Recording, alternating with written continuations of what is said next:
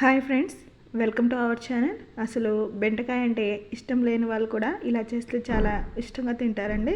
దీనికోసం ముందుగా స్టవ్ మీద ప్యాన్లోకి 1 టేబుల్ స్పూన్ ఆయిల్ తీసుకొని ఇలా 1/2 కేజీ బెండకాయల్ని మీడియం సైజులో కట్ చేసుకొని వీటిని ఫ్రై చేసుకోవాలి.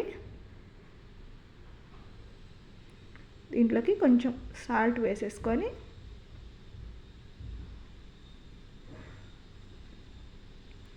వీటిని ఫ్రై చేసుకోవాలండి.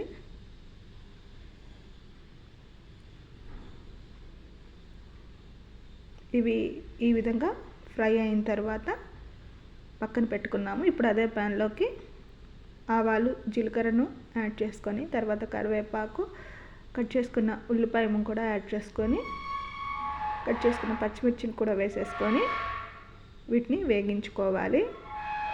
ఇవి వేగేలోపు పెరుగులోకి టేస్ట్కి తగ్గట్టుగా సాల్ట్, పసుపు, కారం, ధనియా పౌడర్ని కూడా వేసుకొని దీన్ని బాగా మిక్స్ చేసేసుకుందాము.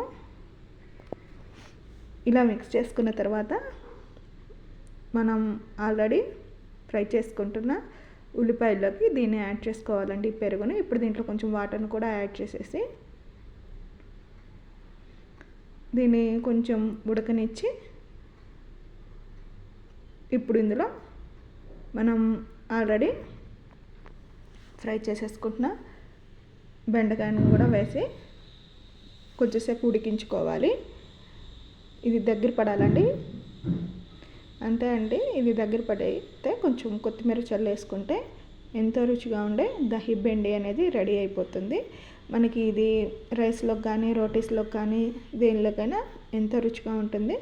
మీరు కూడా ఒకసారి ట్రై చేసి చూడండి. ఈ వీడియో కనుక మీకు నచ్చినట్లయితే please like, share and subscribe to our channel. Thank you.